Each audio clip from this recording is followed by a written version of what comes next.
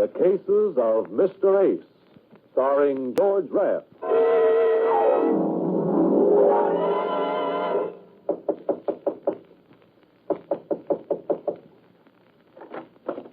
Yes? My name's Eddie Ace. Oh, yes, you're the private detective. Yes. There was a message at my office from a Dr. Gale. Asked me to come right over here. Is he in? I am Dr. Gale. Come in. Please. So, you're Dr. Gale. Shouldn't I be? I didn't expect you to be a woman. Now, what can I do for you? I want to retain you to talk to me. To talk to you? You'll be amply repaid for your time. Oh, you don't have to bribe me. All you have to do is tell me what I'm to talk to you about. Your experiences? Why? You see, I'm a psychoanalyst, Mr. Ace. I'm planning a book dealing with criminal psychology. And I intend to do something different. And there I need your help. I want the material fresh and unbiased, so to speak. From the point of view of a private detective. Of more specifically, an Eddie Ace. You make me feel very important. Is that a trick of a psychoanalyst? No. That's a trick of a woman. What do you say, Mr. Ace? All you want me to do is to come here whenever I'm finished a case and tell you about it. Mm-hmm. The strange people you meet, what they said, how they reacted, what they were after. I guess you know what you're after, Dr. Gale. All right. When do we begin? I'm listening, Mr. Ace. I'm listening.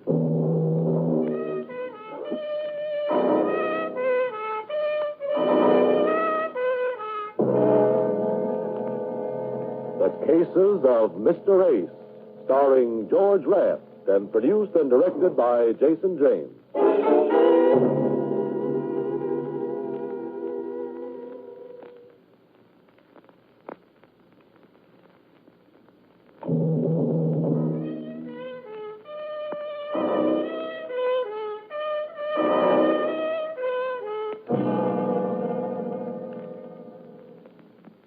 You're sure my typewriter won't disturb you, Mr. Ace? I don't think the typewriter will bother me, but I'm not so sure about the typist. When you arrived, you said you didn't expect me to be a woman. You were right. I'm a psychoanalyst. Shall we begin, Mr. Ace? I see what you mean. Yeah. Well, it all started with a killing that was no business of mine. The murder of Frederick Miller. You know, the corporation lawyer. Oh, yes. His body had been found in his apartment. 3 bullets in it. As I say, it's no business of mine until I arrived at my office over on 6th Avenue in the morning after the killing. A man was waiting to see me. He was very small, very dark, very smooth. He smiled and showed me all his teeth. He had a lot of them. I opened my door, and he followed me in. Ah, merci, monsieur. Sit down. You're French. You are very observant, monsieur. What can I do for you? Permit me. My name, monsieur, is Fauré, Pierre Fauré. I have selected you to perform for me a very important service. Oui, a service. Such as... Oui. Now we come to it. Last night, monsieur, I performed a most impulsive act. I killed a man. I see. You're a big boy now. You must learn to control yourself. You are right. But that is how I am. I killed him, and I do not feel regret. I feel only pleasure when I look into my eyes and see him die again and again. That's better than a double feature. I had warned this man, monsieur. Twice I had warned him to stay away from Sally, my wife. He would not. So I killed him. It is simple. You make it sound reasonable. Who is the lucky lover? A pig named Miller. It is in all the papers. Oh, such a fuss. All for one pig named Miller. Frederick Miller, eh? Oui. Cochon. Well, what are your plans? That is why I have come to you, monsieur. I am now on my way to the City Hall of Justice. Giving yourself up? Oui, but it is not serious. When I explain to the man in charge of the justice why I killed this Miller, he will let me go. Yeah, sure. He's cute that way. Well, why did you come to see me? To hold for me 2 things, monsieur. One, $500. And 2, this little key. This key, eh? Oui. You will hold it for me until after the man in charge of the justice has heard my case. When I return, he will give it to me. Suppose you don't return. Oh, it is certain. How do I know? Because I am a Frenchman. But I say, if by some silly mistake I am detained, then you will give it to my lawyer. But only if I am detained by what you call a conviction of guilty. Why not give it to your lawyer now, yourself? He still remains to be selected, and I do not wish to surrender myself to the justice dispenser with the key on my person. I see. And this 500, what do I do with it? That? You keep it, monsieur, for your trouble.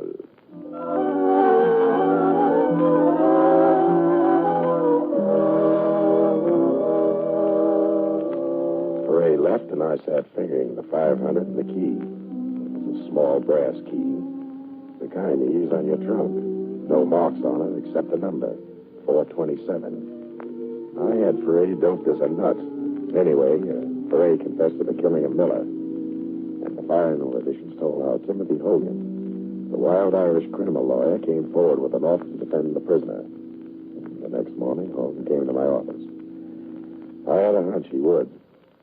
And as sure as I'm sitting here in your office, Mr. Ace, I'm certain that Pierre Ferret did not kill Miller. He confessed. Confessed? Ha! So there you have a darling confession. A Frenchman, a crime of passion, and he gives himself up. No, not Ferret. Not after talking to the man. And what's your best guess? Think, man, think. Can't you see it? Maybe I'm looking in the wrong direction. And that's yeah. Ferret is covering up for someone he loves. His wife? Aha, that's the thought, Mr. Ace. That's precisely the thought. And that's why the case attracted me. There's no money in it. But it's sentimental and violent. And I'm Irish. Could be. But if he's covering up for his wife, how are you going to get him to sing? I must. If I can get him to recant a confession from his wife, why, I could get her an acquittal with a twist of the wrist. Good heavens, man, look at the elements. Self-sacrificing husband, outraged and betrayed wife. She comes forth at the last minute. Why, it's better than Mother McCree. I'll have the jury swimming in their own tears. I like your script. How are you going to get it on the stage? Aha, that is the problem. And there I need your help. I know this much. Yesterday, before he gave himself up, Ferret came to you. What did he tell you? Nothing. He gave you something? Nothing. Oh, I don't think you're telling me the gospel truth, Mr. A. I'm not. I see. Very well. I tried to persuade Ferret to give you his permission to talk to me. That's better. But in the meantime, Mr. A, in the meantime, you might try to sound out the wife from him. Very, very discreetly, understand? But sound her out. You hiring me? Yes. Will you see what you can do? I'm practically there now.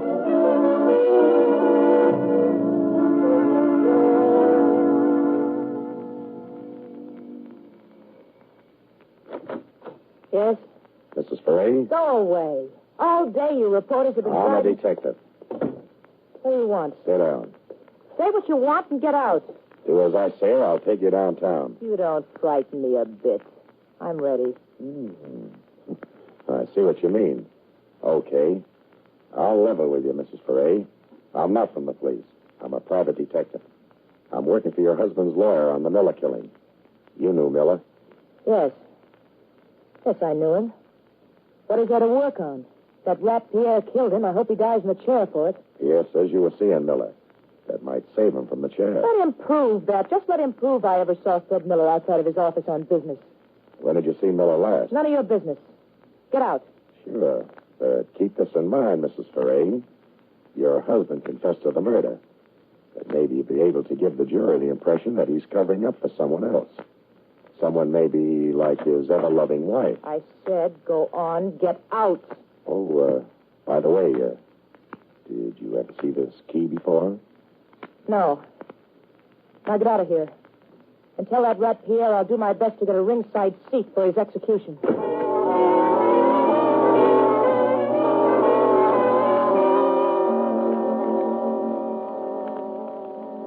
I went back to my office, opened my door, and then I saw him. A man was sitting behind my desk. He got to his feet. He didn't introduce himself, but I could tell by the bulge in his right pocket that he had a very good reference. You are Mr. Ace. What do you want? The key, Mr. Ace. What key? Please, Mr. Ace, do not act childish. Give me the key. I'm bigger than you are. But if you force me to use this gun, I shall be liver than you are. The key, please. He pointed a stubby little revolver at my head.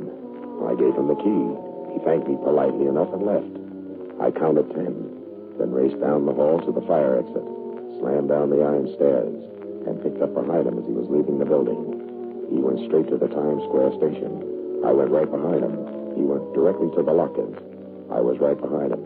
He inserted a key in the locker number 427, threw the latch, pulled the little door open, and then...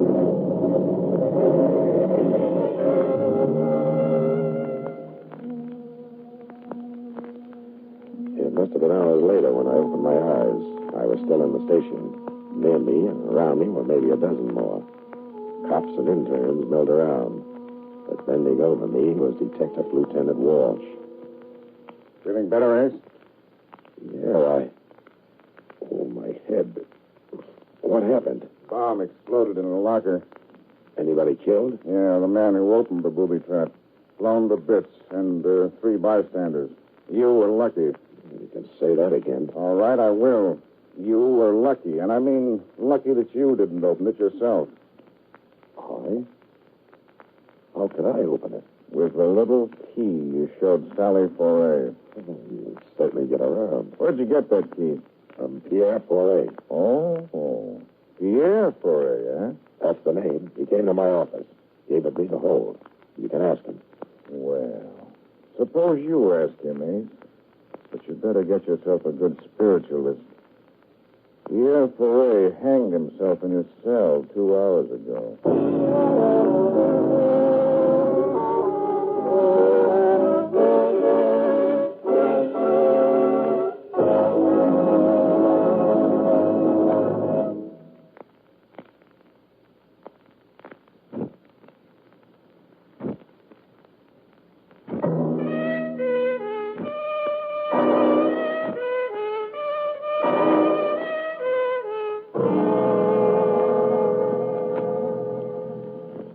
Walsh took me down to police headquarters.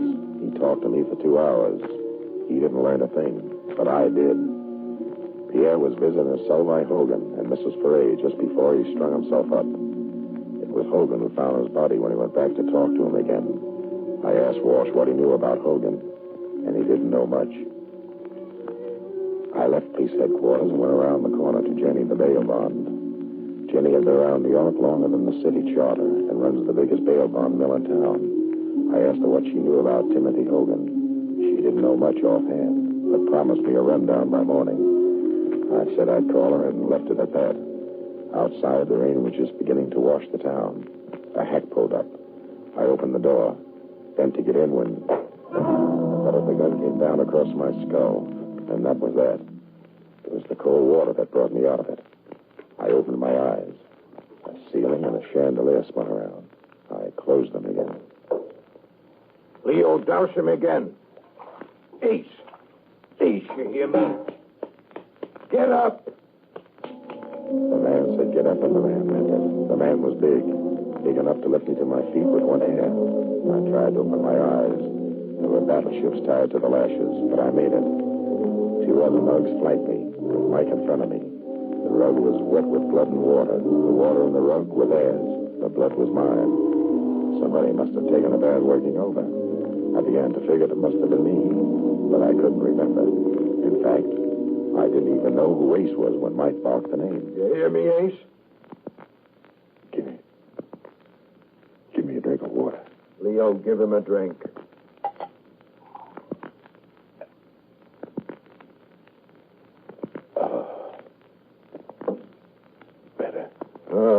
making a lot of trouble for us, Ace. It ain't necessary. Now, look what you look like. Busted nose, busted lips, busted eyes. You think we like to do things like this? And just look at me old lady's rug. Don't let it break you up. Just look at yourself. And for what? Tell me. For what? Because you get stubborn. You mustn't be impatient. I'm not very bright. What am I stubborn about? All we want to know is where is the envelope Poray gave you?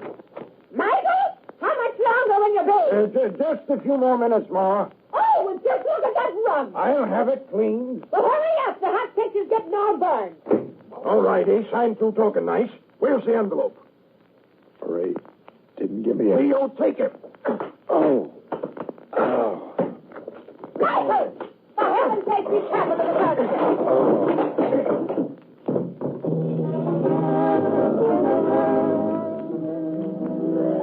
And the last I remember, there was the old hack screaming about her furniture.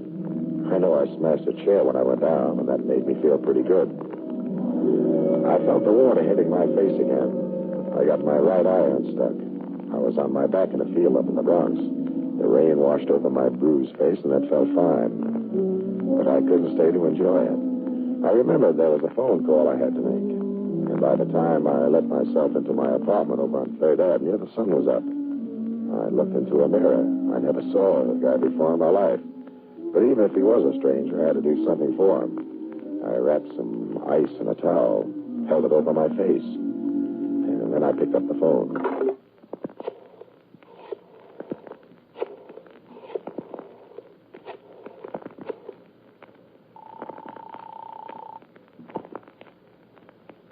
Jenny's bail bond. You sleep in that ratty office of yours, Jenny? Well, there's citizens being arrested, day and night, Ace. I got that smear on Hogan for you. How does he shape? Well, he was the mouthpiece for the old Ringo mob. Back in Prohibition, when Ringo got pushed over, rest his soul, Hogan fronted for the policy boys in Harlem. And finally, he broke away from the heist guys, went into straight criminal law. Only the very highest types of criminals. Where does he hail from? Why, he's from, it says Timothy Hogan, Washington University, class of 28, X. X? What's that mean? X, it says. Let me see, he didn't finish at Washington. No record of any other school. I see. All right, thanks, Jenny. Yeah? Anything else I can do for you? Yeah. Keep a nice fat bail bond warm. I may need it.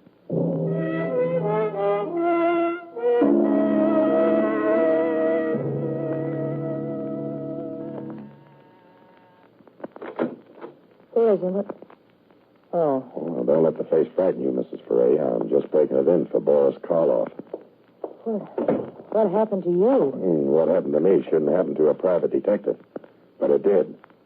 Sit down. We're going to make it a little talk. Look, I'm in an awful hurry, Mr. Ace. I was just going out. What did you and Hogan tell Pierre in his cell yesterday? Well, I didn't want to go. That lawyer, Hogan, he insisted. Well, I guess I blew my top. I told Pierre I was going to tell the jury the truth. That Freddie Miller begged Pierre to give me a divorce. He wouldn't. Instead, he took money from Fred to keep his mouth shut and not make a scandal. And you figure that's why Pierre strung himself up. So there was no chance for him. That's the one thing I regret. He didn't go to the chair. Mm-hmm. You must have had quite a burn for this guy Miller. When I love a man, I love him. I love him. You're kind of lost now, eh? I loved him, Eddie. It's going to be awful tough. Oh, it's the use. I wind up with memories in four walls, but the kind of memories you can't forget. The kind that cut your heart out every time you breathe. Come here. What am I going to do, Eddie? How can I forget it? Easy. You call me Eddie. Just try calling me Freddie. All right. I'll try it.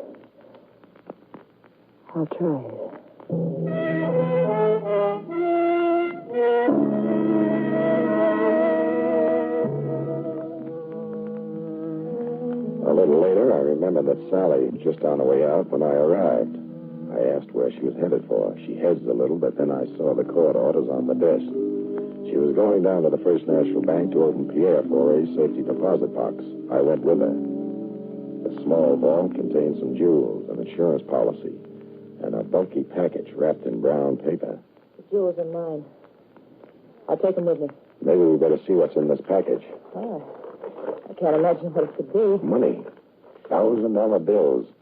Must be 50 of them. $50,000? Well, where did you get all that? Not in the private eye business.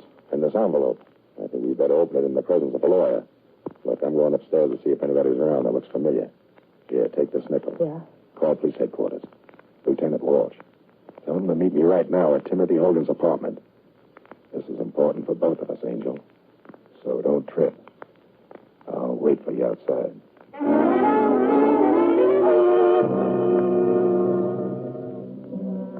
I waited. 4 minutes later, she joined me. Told me Walsh was starting out. We got to Hogan's apartment first. Ah, Mr. Race. Mrs. Foray, sit down, sit down. What happened to your face, Mr. Race? I ran into an open gun cell in the dark. Oh, really now? Well? I didn't get the address, but it was the home of that mug named Mike you keep on your payroll. I see. What else do you know? Put that heater away, Hogan. Walsh is on his way up. I'll give you the fast. Frederick Miller, the lawyer you used to needle in court. Dug into your background. Found out you weren't a member of the bar. Never finished law school. Why, you weren't even a shyster. And that's why I killed him. Right. But Foray confessed. That was the deal you made with him. 50 G's if he confessed to the murder of Miller. And you think a man would confess to a murder for any amount of money? You convinced him you'd get him an acquittal. On the unwritten law. But before he agreed, he wanted full protection. This little envelope we got out of his safety deposit box. That's true, Mr. Ace. That's true. I had to give him my signed confession, just in case anything went wrong. And plenty went wrong. He didn't trust you. You tried to get that confession back. That you'd watch every move he made before he confessed to the police. That's why he came to me. Gave me a key to a booby trap. He figured you'd try to get that key from me. Open the booby trap. And get your head blown off. But you sent one of your mugs instead. You leave nothing for me to say, yes? Is there anything else you'd like to know before I kill you? Yeah. How did you manage to kill 4A in his cell? That, my friend, that is a trade secret which I cannot divulge. Too bad, Hogan. Bright guy like you. I know that Walsh will feel the same way about it. But he's a city cop. Mr. Ace, you are priceless. But you made just one little mistake. You see, Sally. That true, Sally? Here's your nickel, Eddie. I didn't make that call to police headquarters. So little Sally wasn't 3-timing. She was 4-timing. You know, Ace, it's remarkable you've stayed alive as long as you have.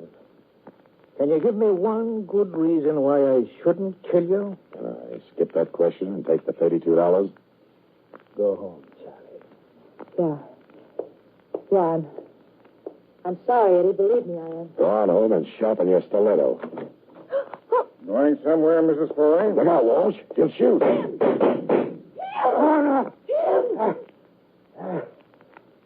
That's a darling break. Tim? Sally, get your double... No. Get your car. No, I didn't, Tim. Honest, I didn't.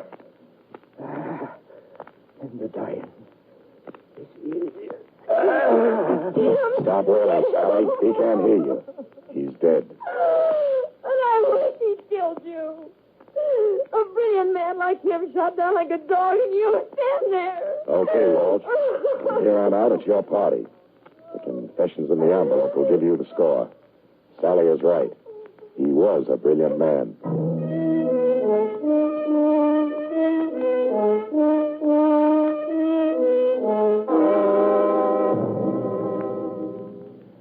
And that's how Timothy Hogan died.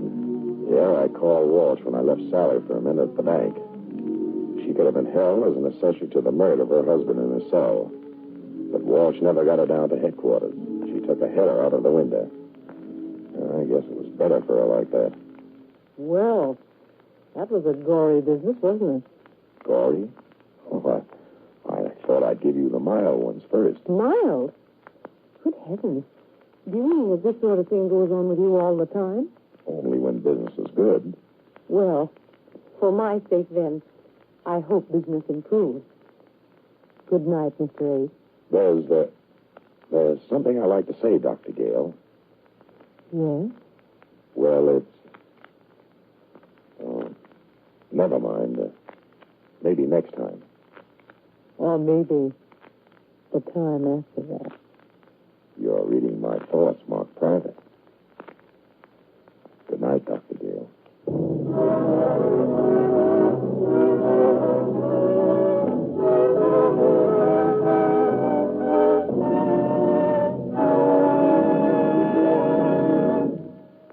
George Raft, as Mr. Ace, will be back in a moment with news of next week's case. But now, a word from our sponsor.